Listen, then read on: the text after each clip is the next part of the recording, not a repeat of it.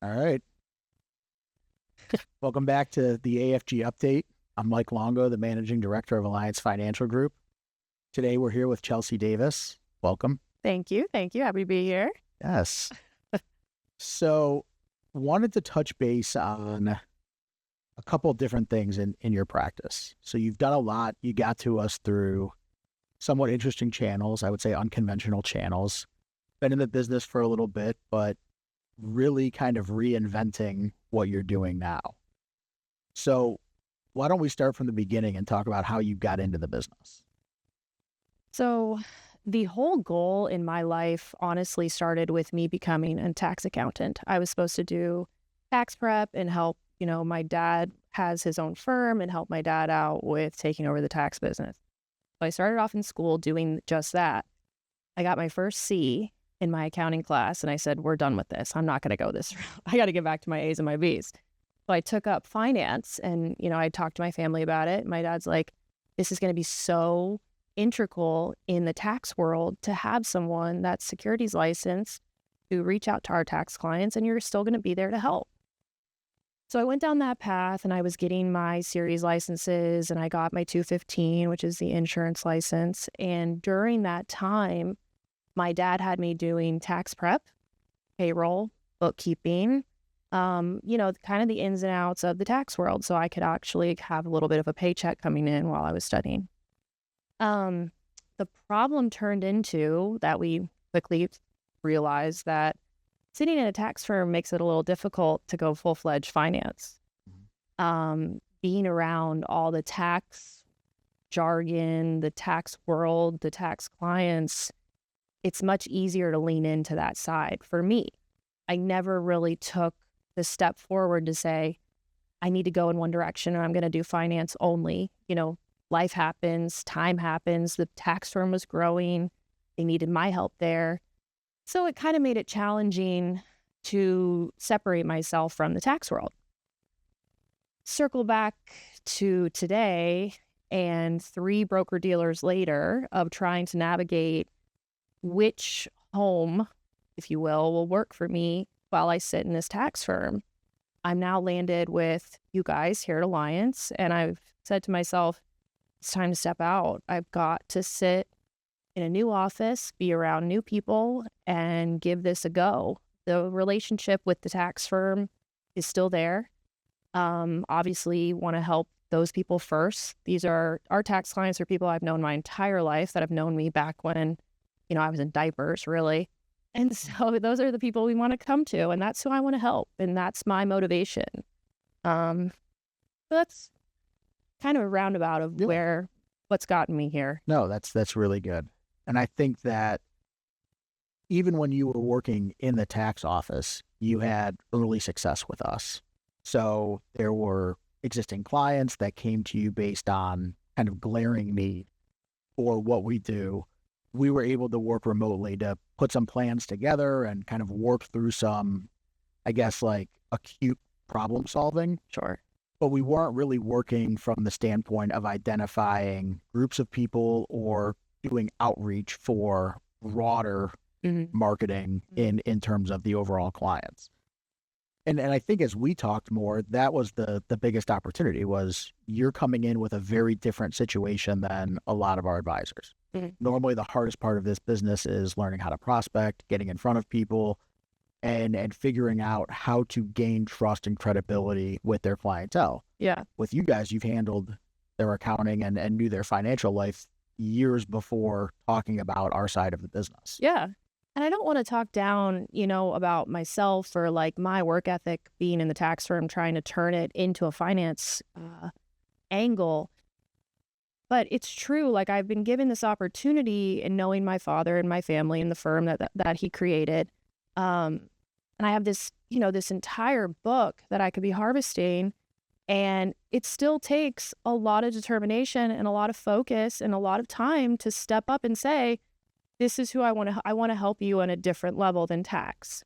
So yes, I've been given this opportunity, but I think one thing I want to just point out is it still takes a person that wants to get up and work and wants to go through the list I mean, I'm still, I'm just like everybody else where I have to sit in and put in the time. And some people might not like me. So I had to work on that and making sure that, I was a good fit for our tax clients. And yeah, it's been interesting. Like I understand that I've been given an opportunity, but that puts more pressure on me, right? Because I want to be sure that I don't fail in some aspects of the word failure. I don't want to be, I don't want to let anyone down. I'm really grateful and really proud for my father and the work that he's put in on this. And I would love to carry on the legacy in my own way, in a way that I've come up with and the way that I want to do things. And, I really strive to, that's what's pushing me forward in all of this. I also want to say too, in changing broker dealers, that's something that's really got to be a focus for kids or, young advisors that are getting started. Finding your home base is crucial, and determining what you want your home base to look like is very important. I keep calling it home base because really it becomes your home. It's where you're checking in daily, but it's your broker dealer, where you're hanging your license. When I got started, the thought was, I want this broker dealer never to call me. I don't want them to bother me. I'm doing tax. I'll call them when I need them. Leave me alone. If you tell me I need to have this much in commissions, you're not the BD for me. Because I've got another job right now. Right.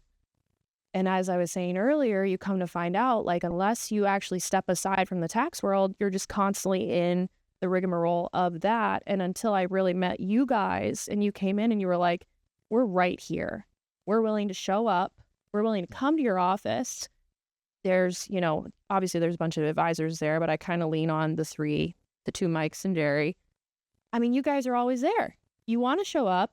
You can be in my face if that's what I want. You give me space when that's what I want, or if that's what I want. And we've had this discussion in the last couple of weeks where you said to me, you got this, go at your own pace, do how you feel is right by you, by your clients, do what you need. And I said to you, please stop doing that. I need to know specifically what I can do because I'm ready to go. I'm ready to ramp up. Right. And the broker-dealer lifestyle that I had where they were leaving me alone, I mean, it really didn't do any benefit for me, ultimately. Right. Because here I am. Yeah, you're in a unique spot. You have kind of the double-edged sword of all of these people to call and then the pressure of having to call them. You've got a significantly higher knowledge base than most people that come in, both from the tax side and the advisor side. And again, you kind of said, I want to start over at zero. So show me what you're doing. Tell me what to do. And we can, but it's far less about the nuts and bolts of the business and far more about just figuring out what your routine is and what you want a day to look like. Mm-hmm. Because again, if I say pick up the phone and call 50 tax clients, like how many days in a row are you going to do that? Yeah. It's going to get boring really fast. Right. So we need to strategically put some stuff together, figure out people that you've worked with, that you've had conversations with already, people that have the highest level of need. I mean, especially in talking about tax planning, a big part of what you're doing now with the retirement planning stuff, there are set deadlines. Mm-hmm. So we're under the gun of getting people into these plans by a certain date. And that's really what we did, was we kind of went through triage and we said, okay, who is a candidate for this type of plan? Here is the drop dead date of when something can happen. And these people need to be called by this date or else it's a next year thing. And I love that. Yeah. And because it's not my deadline date. Right. So I'm being firm in my conversation. I'm being very matter of fact, which is absolutely how I am in my personal life anyway. And I'm just being myself with these people. And I'm like, this is it. If you don't want to do it, I don't care. Exactly. You got it. So I like that style too. Yeah. I tell people all the time, our job is to not convince people to do something. Yeah. It's to provide information and let them decide. Yeah. If we're compelling enough and if there's enough reason for them to do it, they will take action and they'll implement it with us. But by no means am I trying to force somebody into something. Like that doesn't make sense for me. It doesn't make sense for them. Yeah. I want to have a good working relationship with them, and I want them to come back saying how much we helped them and what we did for them, rather than, oh, I can't believe I did this thing with this sales guy.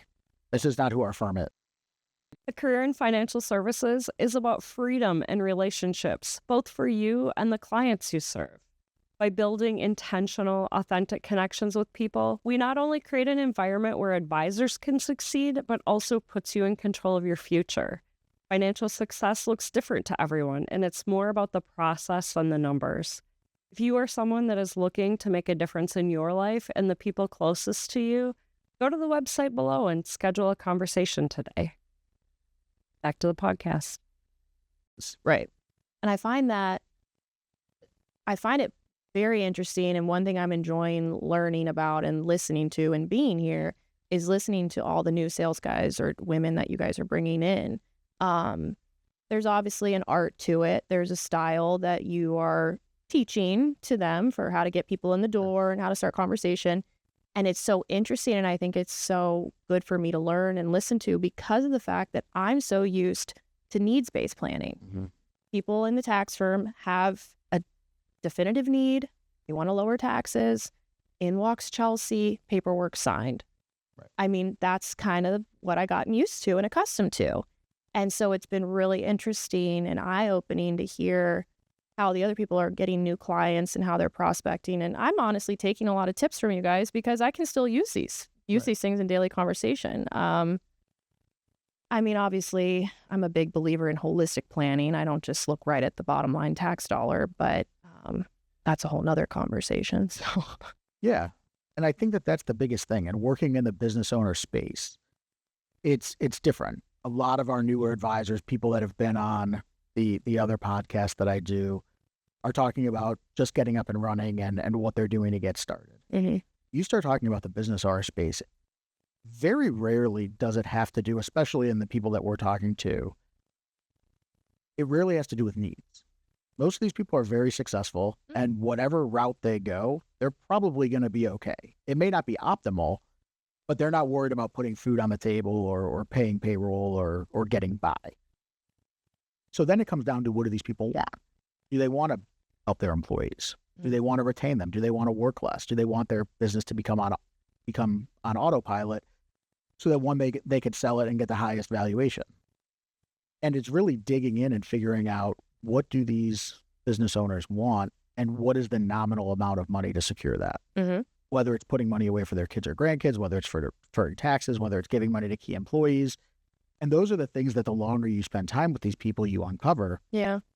And it's not shown on the tax return. It's not the black and white of these numbers. It's, this person helped me from day one. We built this together. They don't have equity. I don't want to give up equity, but how do I take care of them? Mm-hmm. And that's something that we deal with on a regular basis. And there are tons of ways to do it. I was working on a client today, and they're like, we're going to have a huge, huge exit for this company. Mm. People were here early, but they don't have shares. And what do? I'm like, there's executive strategies that we can carve out and make sure that they're taken care of. Or there are ways to potentially give shares if that's something down the road that you want to do. Mm-hmm. They're like, we had no idea that you could do any of this because there's a bigger company that owns us. So we can get really creative with how we do planning. And until people take the time to sit down and don't have a conversation just around, okay, here's revenue, here's expenses, here's profit. Totally. And we start to look at, okay, what are we really having the makeup of this business be? That's where we uncover a lot of the bigger sales that we end up having. The small business owner is my absolute favorite client to work with because of exactly what you just said. I feel like more recently when I've been meeting with couples or I guess individuals too, but mainly couples that have children, and again, referencing the holistic planning, you always ask, are we doing legacy planning? Are we investing the funds to leave anything behind? Is there a number in mind you want to leave to your children? Tell me how that's going to look.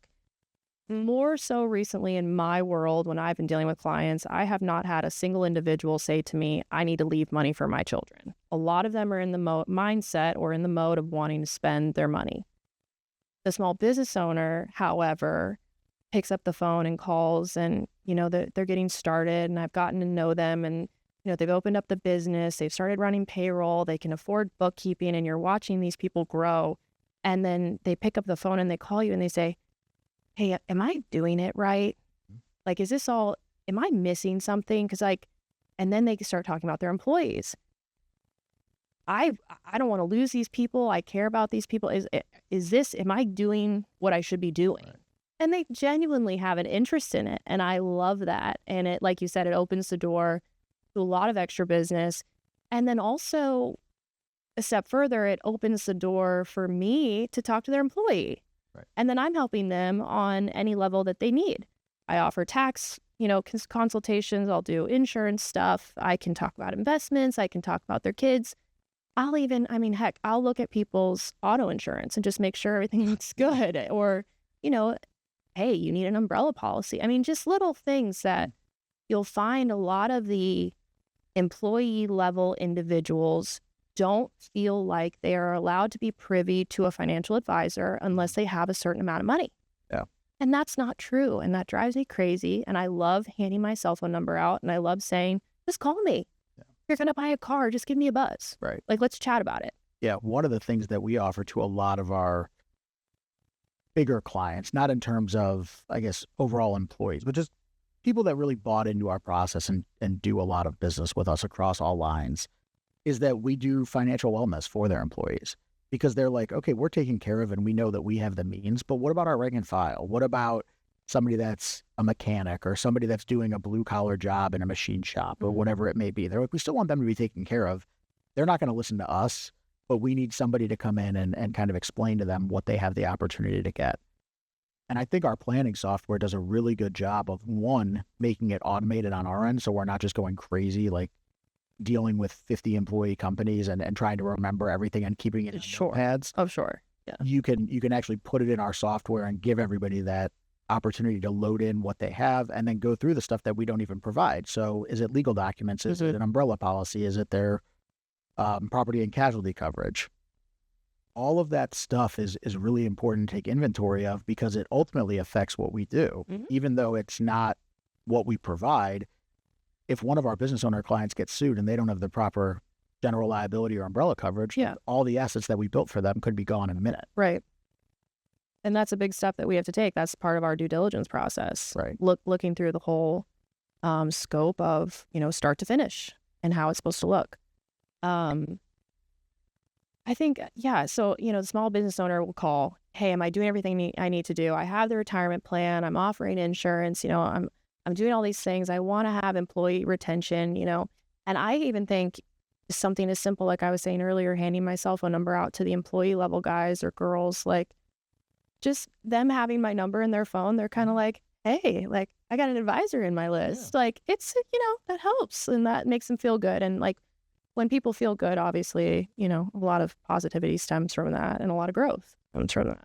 Yeah. Just like with our advisors here and with people and whatever they're doing in their personal lives, having that coach or that advocate on their side just gives them that little bit of empowerment to say, okay, I'm ready to take the step to make these decisions, where before I went online and I saw all these different things and I was completely overwhelmed with the information that was provided to me. And I think that just ties back to my broker-dealer conversation. You guys have stepped it up for me personally. You've shown your face. And guess what's happened? I'm sitting right here. Yeah.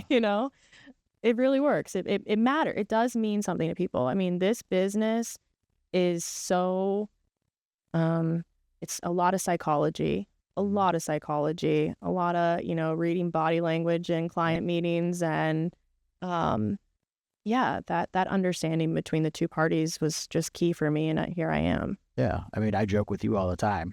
We very rarely talk about like the business. And that's not what this is. Like, you get that, and I'll answer questions when it makes sense, but a lot of it is just, how are things going? Mm-hmm. What's going on?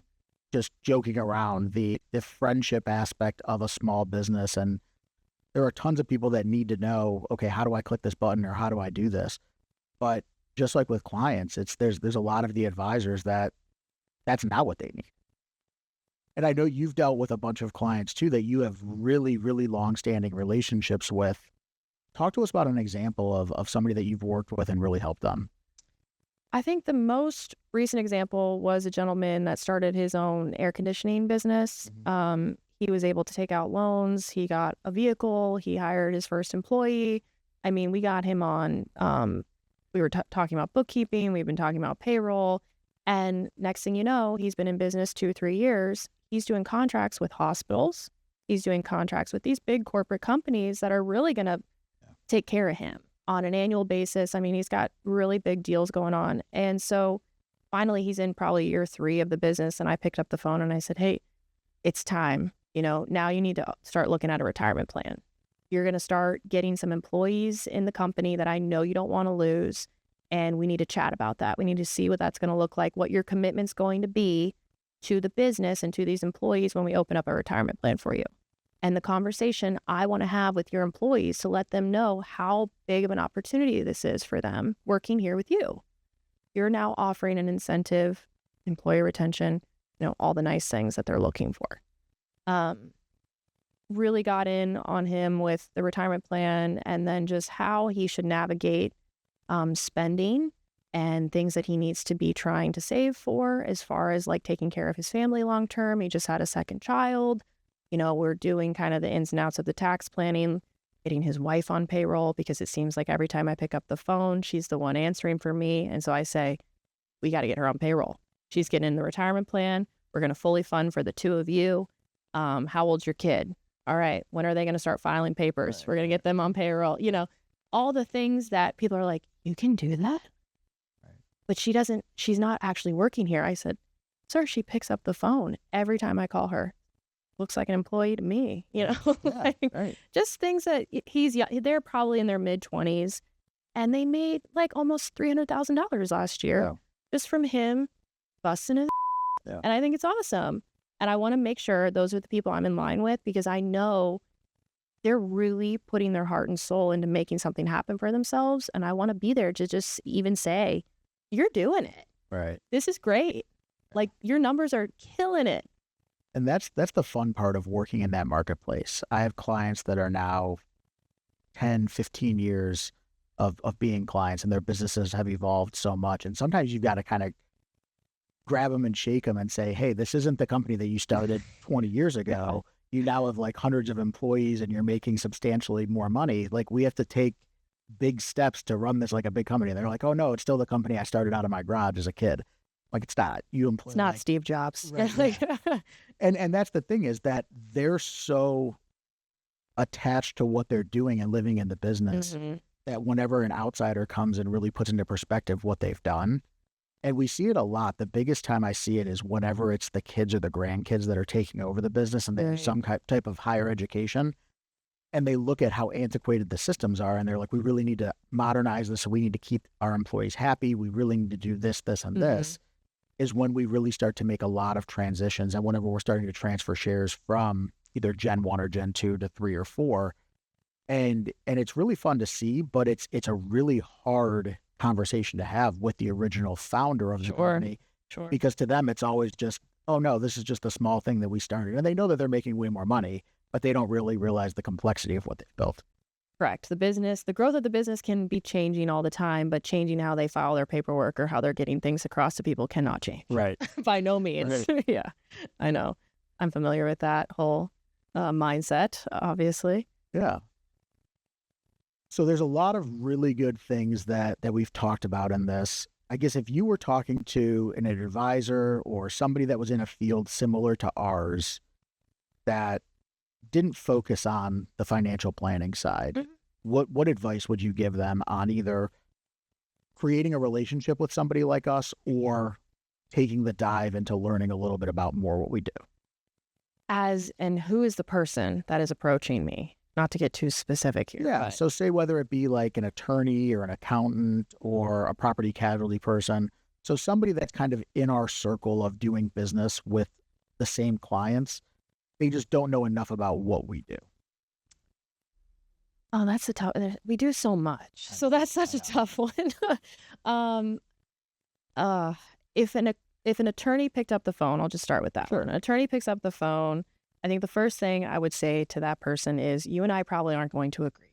That would be the first thing I would say, to be really honest. I have um, a lot of clients that I talk to, and we do the holistic planning. So we go from A to Z, and then they'll go talk to their attorney, or the attorney will show up at the retirement community center and give their little spiel. And I've got 15 phone calls because I have 15 people that live in that retirement home that say, Mike Stevens told me the complete opposite of what you just said, blah, blah.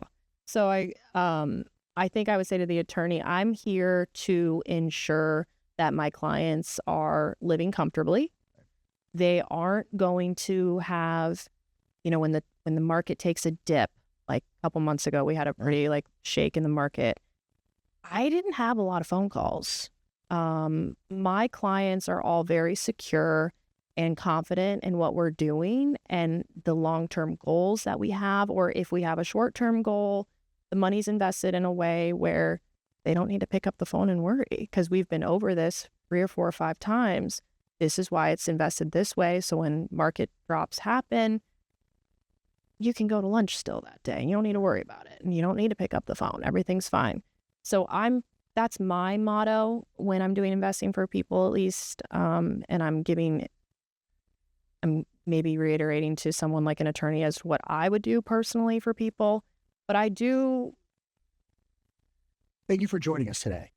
Through our shorts and through our full-length content, we try to put out the most relevant material for our viewers, for potential advisors, for people in the industry, or just anybody with financial interests in general. If anything resonated today that you want more information on, go ahead and click the link below me. Click on Talk to a Financial Professional, and one of our professional advisors will reach out to you and have a one-on-one conversation with your personal situation. Now back to the podcast. I always want to look at someone's liability paperwork. So their auto insurance, if they have an umbrella policy, things like that. I want to know the date that their wills and trusts were last dated. I want to know, do you have children? Do you own your home? What's going on with all that? I want to know about debts. I want to know everything. Because I want to do my best to give my best answer. And if I don't have all the pieces, I can't respond to you. I can't tell you the number of people that have come into my office that say, here's my IRA statement. Is this good?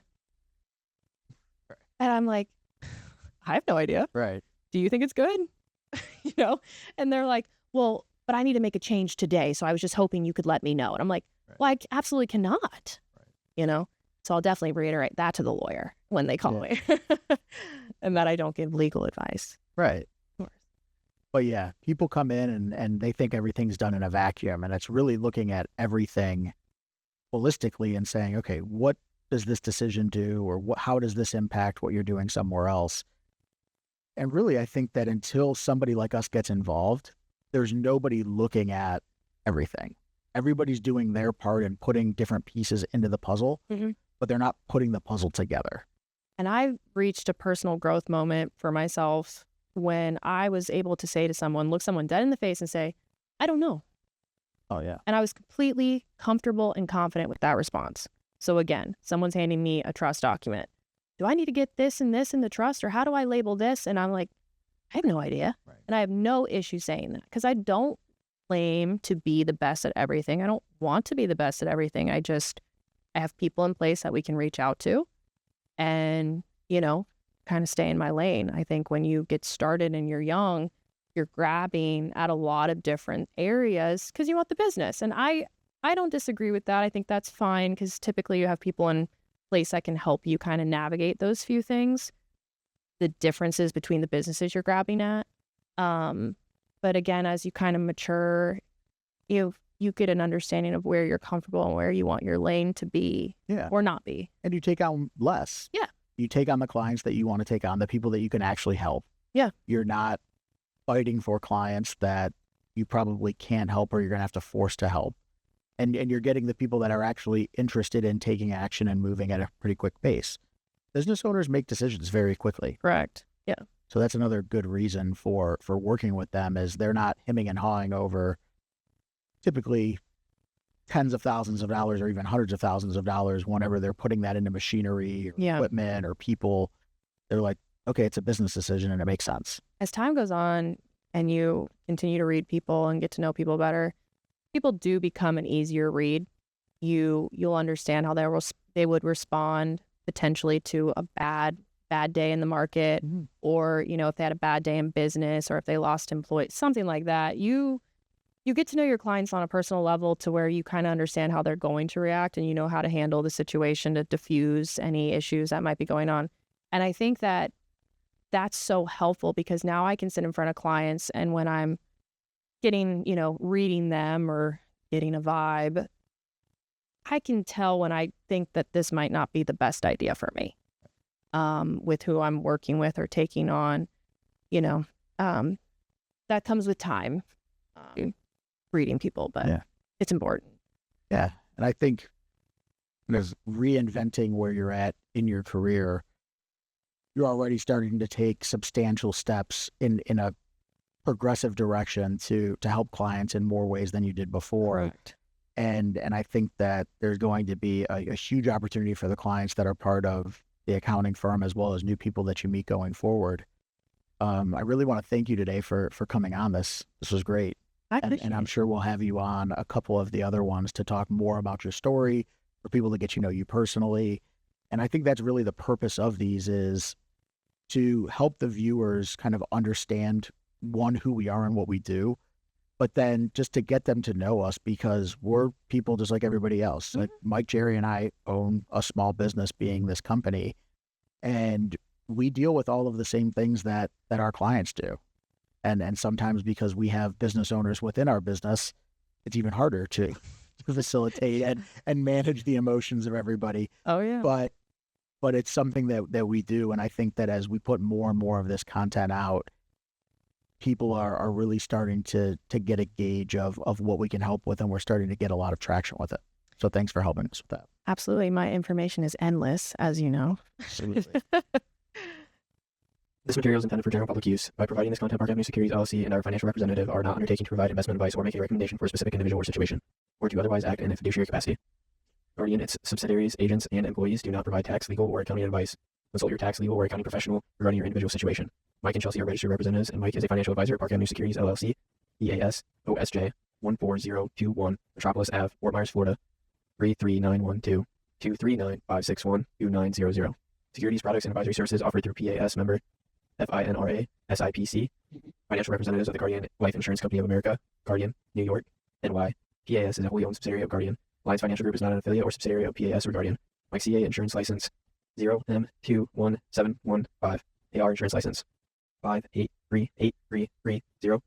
8124 362.1 expires 7/27.